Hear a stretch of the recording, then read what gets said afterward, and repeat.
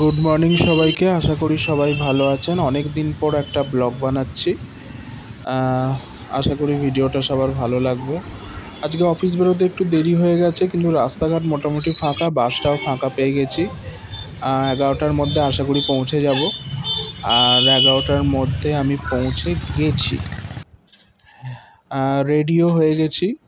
এবার আমাকে কাজে লেগে পড়তে হবে। 11টা 5। প্রচুর পরিমাণে আজকে ফোন আসবে, কারণ আজকে থার্সডেতে অ্যাকচুয়ালি আমাদের অনেক ডাক্তারের অ্যাপয়েন্টমেন্ট হয়, তো ফোন অনেক আসে। একার পক্ষে সেগুলো সামলানো খুবই অসম্ভব। তাই জন্য আজকে আমরা 3 জন বসেছি অ্যাপয়েন্টমেন্টের জন্য। আজকে অফিসের পর আর একটা জায়গাতে যাব, সেটা ক্রমশ প্রকাশ্য। তাই জন্য আজকে ডিউটিটাও একটু তাড়াতাড়ি নিয়েছি, যাতে ওইখানে আমি ঘুরতে পারি, ঘুরে তারপরে বাড়ি যাব। আর মাঝখানে একবার টিফিনও করে নেব।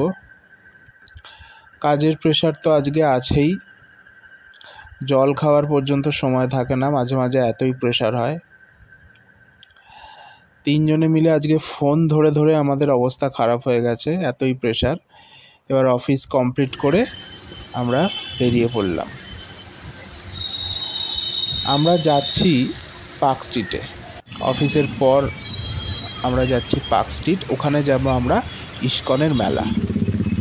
প্রত্যেক বছরই এখানে ইস্কনের মেলা বসে রথযাত্রার সময়, তো মাঝে মাঝে আমরা যাই। তো এবারে একটা যাওয়ার সুযোগ হয়েছে রথযাত্রার মেলায়।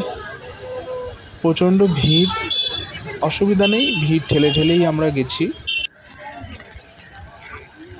ভেতরে প্রচণ্ড ভিড়, আমাদের মতো অনেক দর্শক এসছে জগন্নাথ দর্শনের জন্য।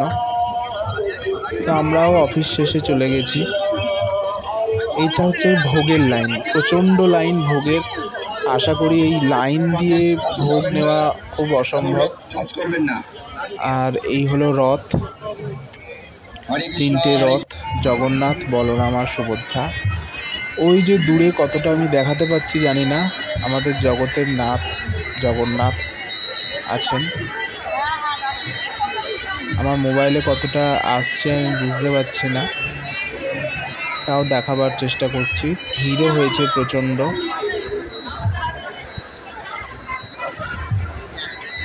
প্রতি বছরই এই পার্ক স্ট্রিটের সামনের মাঠটাতে ইস্কনের মেলা বসে, আর আমরা প্রতি বছরই সময় বার করে একদিন যাই।